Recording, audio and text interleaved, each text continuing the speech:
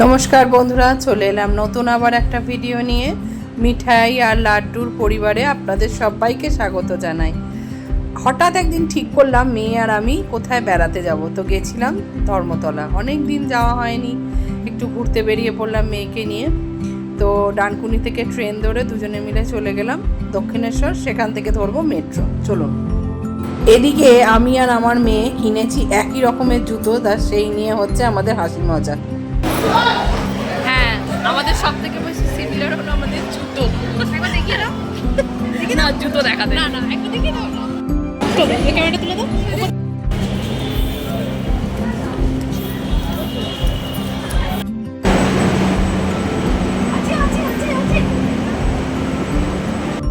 Train থেকে নেবেই তাড়াতাড়ি করে যেই মেট্রো স্টেশনে এলাম, অমনি এসে দেখি বিশাল লাইন। টিকিটটা কেটেই তারপরে আমার মেয়ে ছুটতে লাগলো, দেখে সামনে ট্রেনটা সবে ছাড়বে আর আমরা দৌড়ে গিয়ে মেট্রোয় উঠে পড়লাম। হ্যাঁ, যেতে যেতে গল্প শুনতে আমাদের গল্প শোনা কারণ টাইম কাটছে।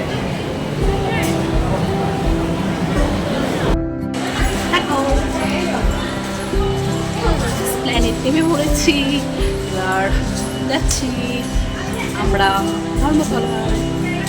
আপনার সঙ্গে থাকুন। ধর্মতলায় এসে আমাদের ফার্স্ট কাজ হলো কেএফসি।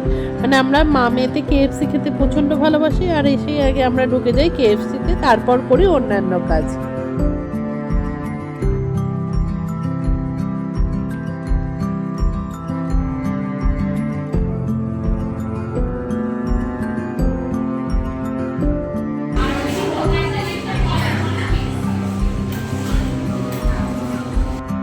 এটা দিয়েছে চকলেটের পুরো ফ্লেভার, একটা চকলেট লাভা মনে হয় এটা। চকলেট লাভা মোটামুটি ডেজার্ট হিসেবে আমার খুব একটা ভালো লাগে। আর এই যে সাইজ একদম ছোট ছোট হয়ে গেছে।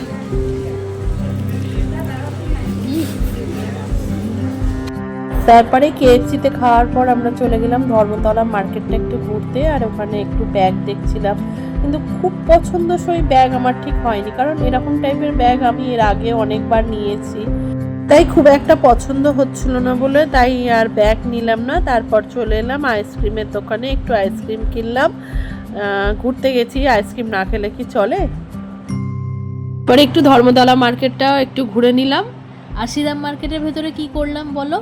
হ্যাঁ, ওই তো শ্রীরাম মার্কেটের ভেতরে তারপরে একটু ঢুকলাম, সেখানে একটু দোকানে কিছু জিনিসপত্র দেখছিলাম, তারপরে একটু ছবি তুললাম, ব্যাস এইসব করছিলাম। বেশ ভালোই কাটলো।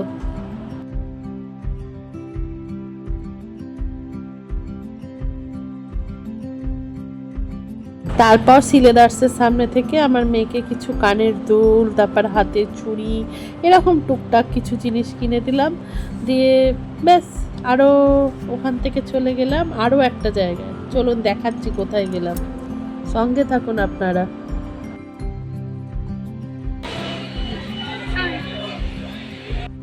হ্যাঁ, ওখান থেকে চলে এলাম হাতিবাগান। কিন্তু হাতিবাগানে এসে না আমি আর একটাও ভিডিও করা হয়নি, কারণ আর পাচ্ছিলাম না, খুব ক্লান্ত হয়ে পড়েছিলাম।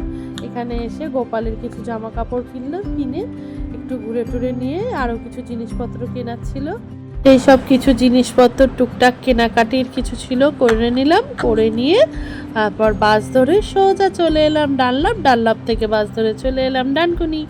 এই ছিল আমাদের ঘোরাঘুরি। কেমন লাগলো ভিডিওটা জানাবেন অবশ্যই।